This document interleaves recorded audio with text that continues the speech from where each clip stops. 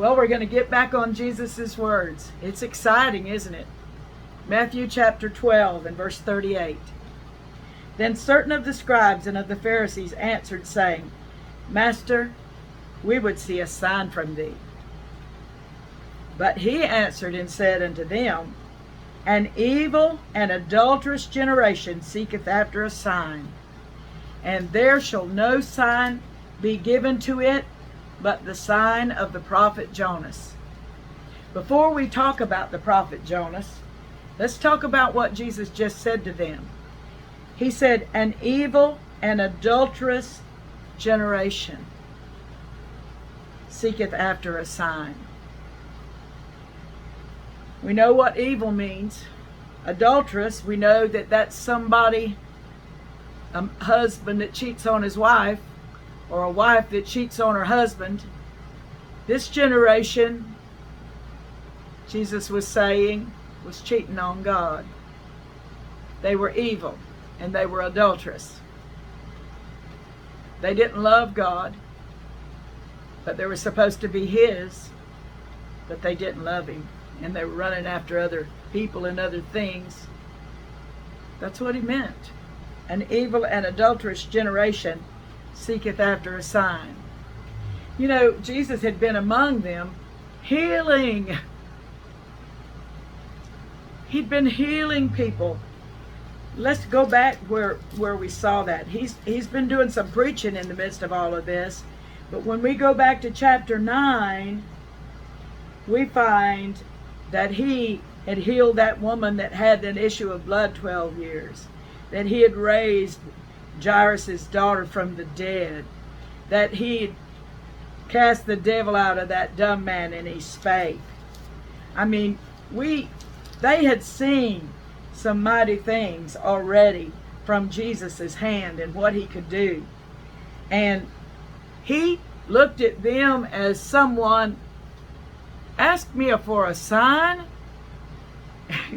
I'm the sign. You're asking me for a sign? You don't want me. You don't want what God's doing.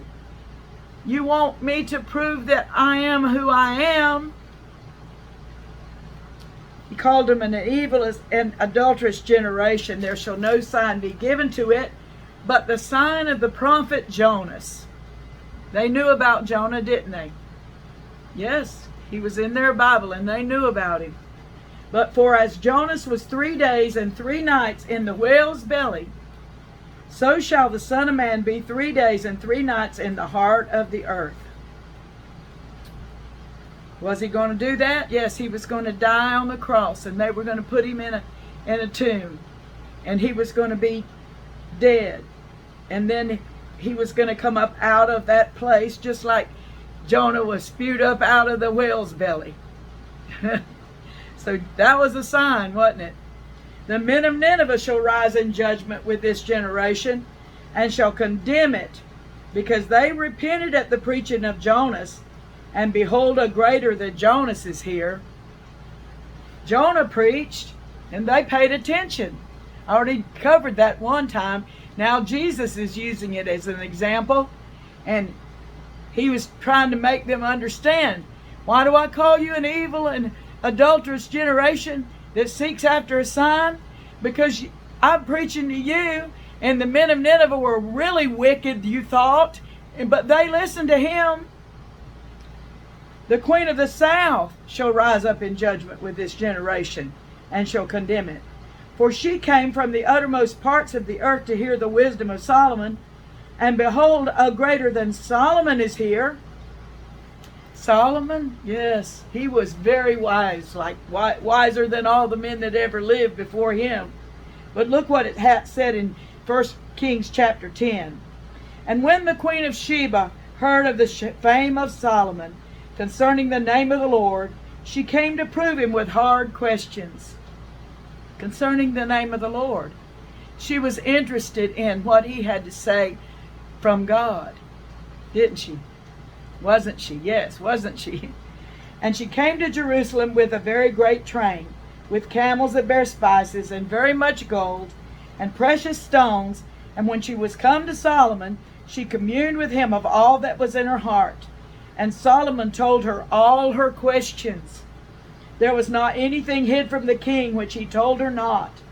And when the queen of Sheba had seen all Solomon's wisdom, and the house that he had built, and the meat of his table, and the sitting of his servants, and the attendance of his ministers, and their apparel, and his cupbearers, and his ascent by which he went up unto the house of the Lord, there was no more spirit in her. And she said to the king, It was a true report that I heard in mine own land of thy acts and of thy wisdom. And she went on to even commend him more, talk to him even more about how great he was. But in this generation, the queen of the south shall rise up in the judgment with this generation and shall condemn it. The queen of Sheba is going to rise up and condemn that generation that he was talking to. For she came from the uttermost parts of the earth to hear the wisdom of Solomon, and behold, a greater than Solomon is here. Now, if they wanted to know something about God, couldn't they ask him? Did they have to have a sign? No. They didn't have to have the sign. He was the sign. He was there. They could have asked him anything, just like the Queen of Sheba asked Solomon, and he told her everything she wanted to know. And Jesus would have done the very same thing. But no, they didn't want to find out about God from him. They wanted a sign. Then Jesus keeps on speaking and says, When the unclean spirit is gone out of a man, he walketh through dry places, seeking rest, and findeth none. Then he saith, I will return into my house from whence I came out. And when he is come, he findeth it empty, swept, and garnished. Then goeth he, and taketh with himself 7 other spirits more wicked than himself, and they enter and dwell there. And the last state of that man is worse than the first. Even so shall it be also unto this wicked generation.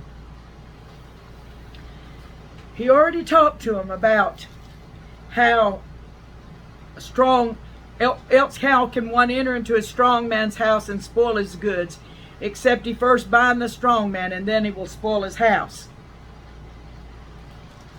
He's already talking to him about how the devil would like to take a hold and would like to own somebody. Well, this generation of people, they are having an opportunity to get their house swept out, to be completely cleaned up. They have that opportunity. That says when the unclean spirit is gone out of a man. Jesus was coming into his people, showing his people the good of having God in their lives. John the Baptist had already come and let them know that they could get in the water and their sins could be washed away and they could start all fresh. Jesus is teaching this generation that they can start all fresh. He's driving the devil out of people. He's giving them a new chance. But he said this about when the unclean spirit is gone out of a man. He walketh through dry places, seeking rest, and findeth none. Then he saith, I will return into my house from whence I came out. And when he is come, he findeth it empty, swept, and garnished. Jesus was getting it empty, swept, and garnished. He was working on his people, this generation of his people. He wanted them to have an opportunity to have a new life, to be a part of the kingdom of heaven. But that devil that had been chased out of his people, and that devil that was being chased out of his people, said, I will return into my house from whence I came out. And when he went back and he found it empty, swept, and garnished, then goeth he and taketh with himself 7 other spirits more wicked than himself, and they enter in and dwell there. Jesus was warning the Jews, you're having an opportunity to get clean. But once you get clean, you've got to have somebody in there that's stronger than the devil. And they didn't want him. They didn't want the one that was stronger than the devil. Then goeth he, when the devil found it empty, swept, and garnished. Empty. Empty. Jesus didn't want to leave them empty. He wanted them to have him inside of them because he was the strong man. And when he is come, he findeth it empty, swept, and garnished. Then goeth he and taketh with himself 7 other spirits more wicked than himself, and they enter in and dwell there. And the last state of that man is worse than the first. Even so shall it be also unto this wicked generation. Did it happen? They never asked Jesus to come in. The Jews as a whole, no, they haven't. Did you know I had a friend, I haven't seen her for a long time, but I was talking to her one day, and she was married to a Jewish man. And she said, all the Jews I know are atheists. That shocked me. I love the Jews because Jesus came from them. The Word of God came from them. We are blessed by the Jews. And that's what she said. And she meant her modern friends. Then goeth he and taketh with himself 7 other spirits more wicked than himself, and they enter in and dwell there. And the last state of that man is worse than the first. Even so shall it be also unto this wicked generation. Now there are some Jews that have opened their hearts to Jesus. There are. And they love him. And thank God for that. But most of them have not. Now, we'll go on to 46. While he yet talked to the people, behold, his mother and his brethren stood without, desiring to speak with him. So the people are all gathered around him, and here comes his family. Then one said unto him, behold, thy mother and thy brethren stand without, desiring to speak with thee.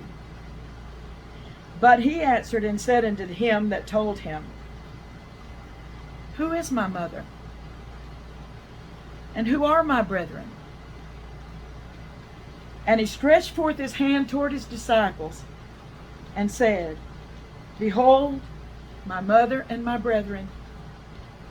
For whosoever shall do the will of my Father, which is in heaven, the same is my brother and sister and mother.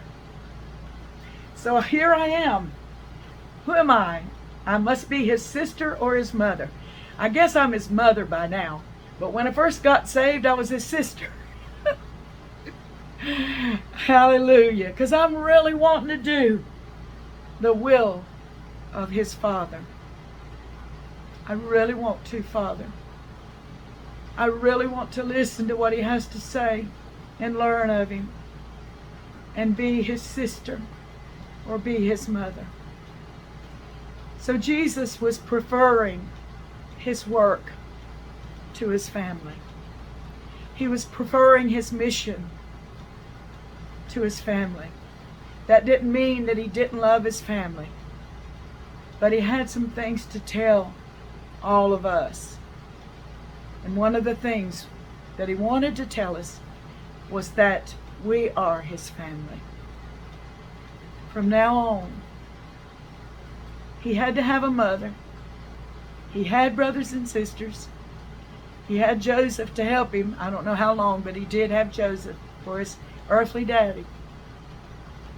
But now he says, whosoever shall do the will of my Father which is in heaven, the same as my brother and sister and mother.